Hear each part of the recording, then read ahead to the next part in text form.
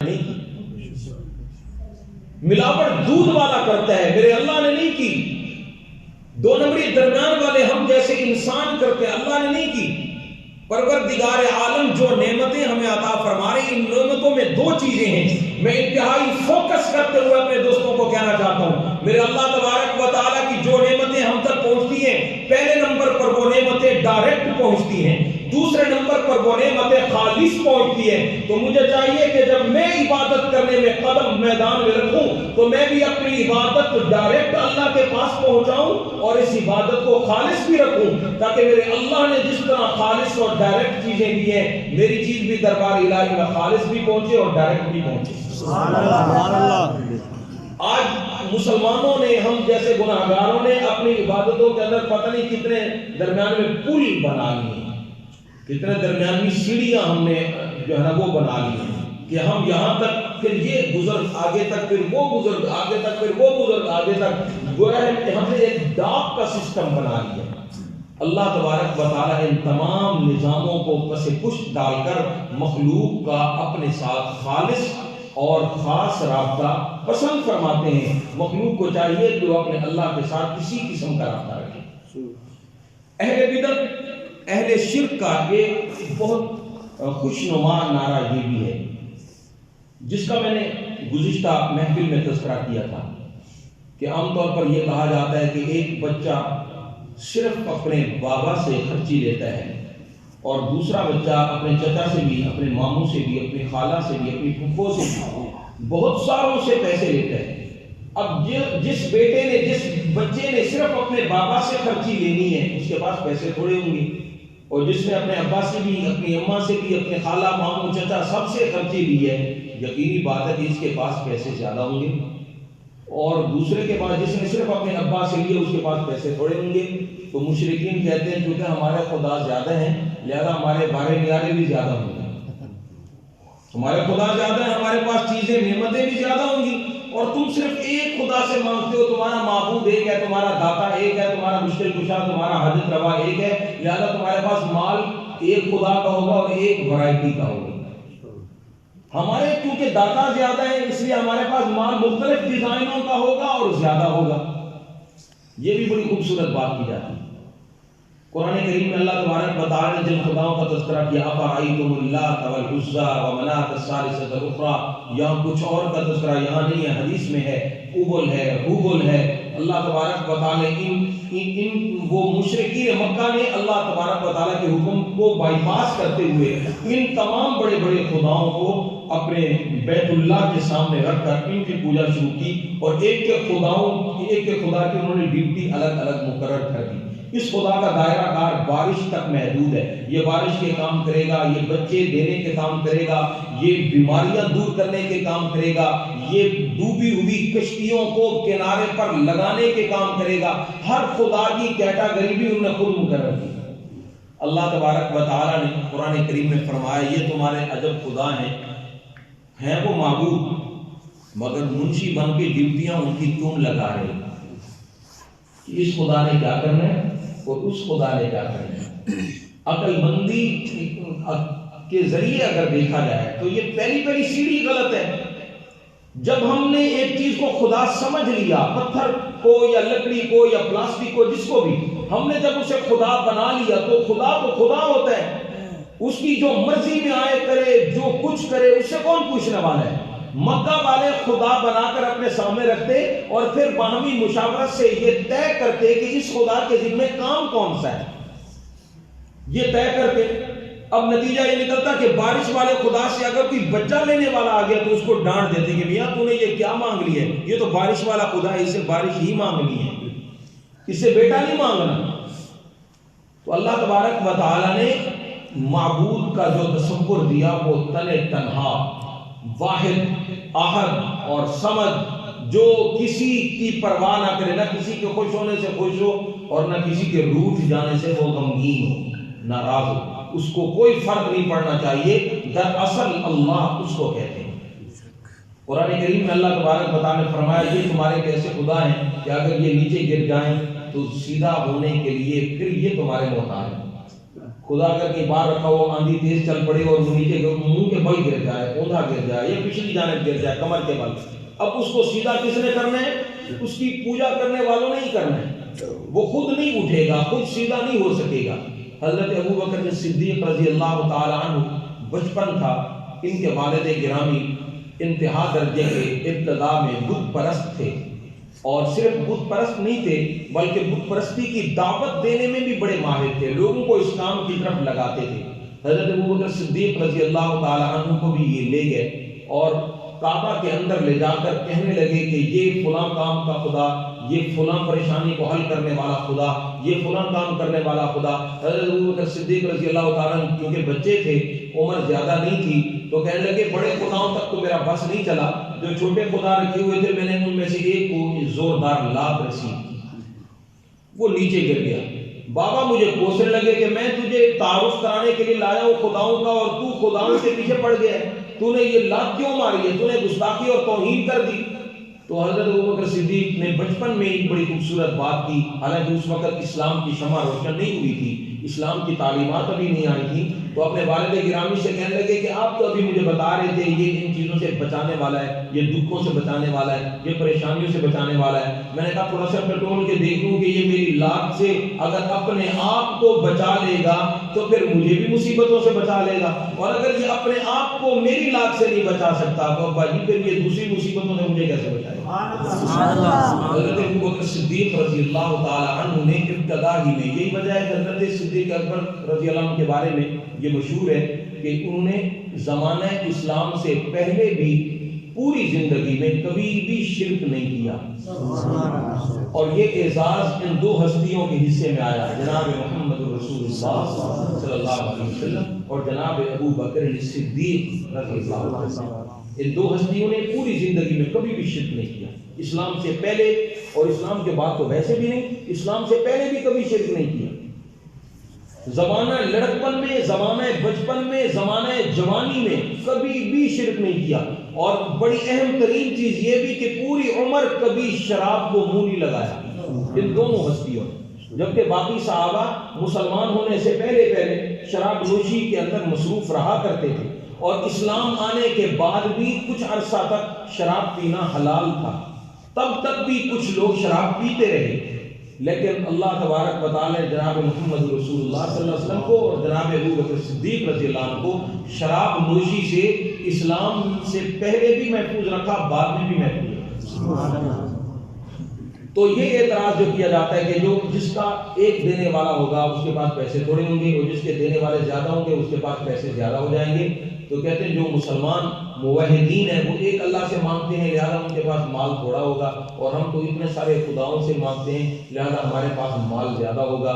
یہ عام طور پر دلیل دی جاتی ہے. علماء کرام نے اس پر بھی بڑی تفصیل سے بحث کی ہے, بات کی ہے. اللہ تبارک و تعالی ہمیں سمجھ عطا فرمائے. اصل میں سوچنے کا مقام یہ ہے کہ جو ایک آدمی سے مانگنے والا ہے, اس آدمی کے مانگنے کو نہیں دیکھا جائے گا کہ اس نے 2 بندوں سے مانگا یا 1 سے مانگا یا 3 سے مانگا یا 4 سے مانگا, یہ نہیں دیکھا جائے گا, بلکہ دیکھا یہ جائے گا کہ جس ہستی سے اس نے مانگا وہ ہستی کتنی بڑی ہے.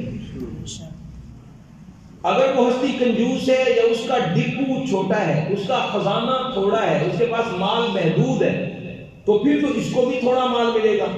اور اگر ہستی ایسی ہے کہ جو بے بہا سخی ہے اور اس کا خزانہ ختم ہونے کا نام ہی نہیں لیتا, اس کے ڈپو میں کبھی بھی کمی نہیں آتی.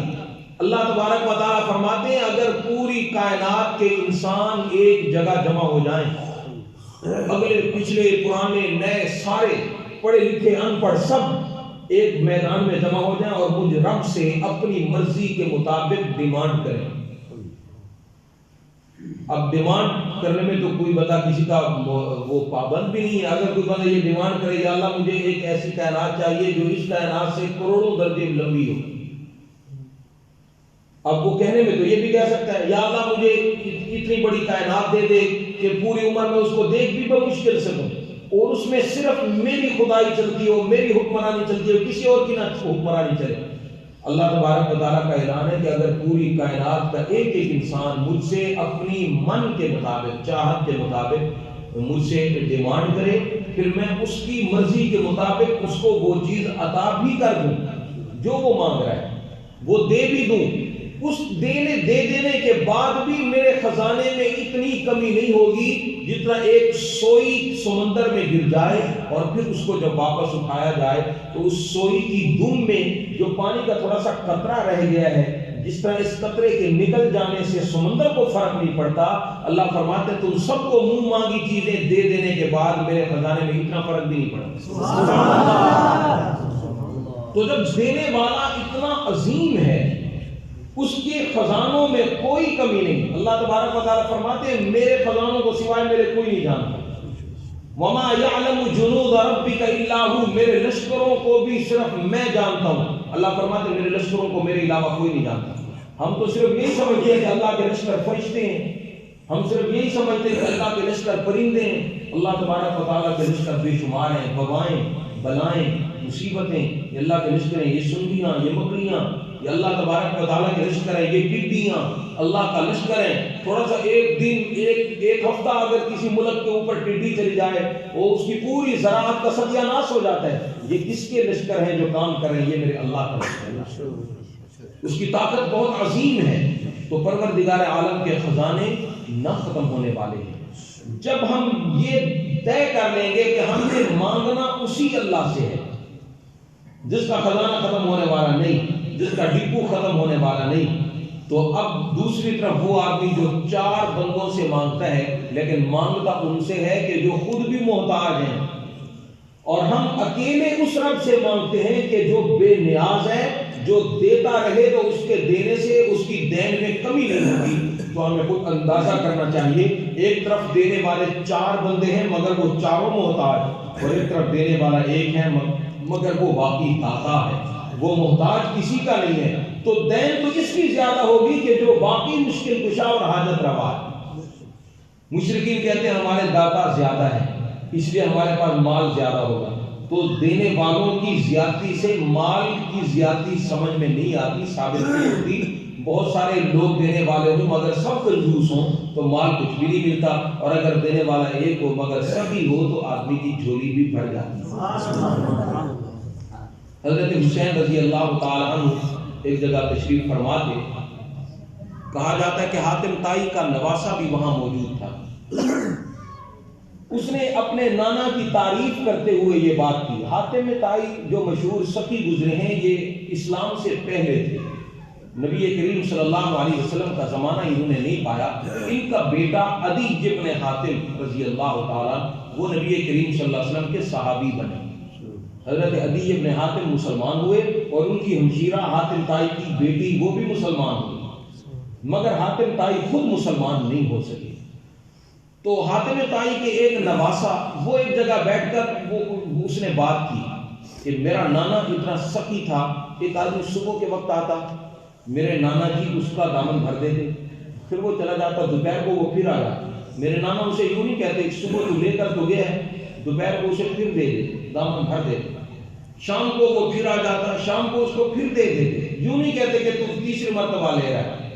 تو میرے نانا اتنا دینے والے تھے کہ وہ کبھی بھی کسی کو شرمندہ نہیں کرتے تھے کہ تو چوتھی مرتبہ لے رہا ہے، تو وہ اتنے بڑے سخی تھے۔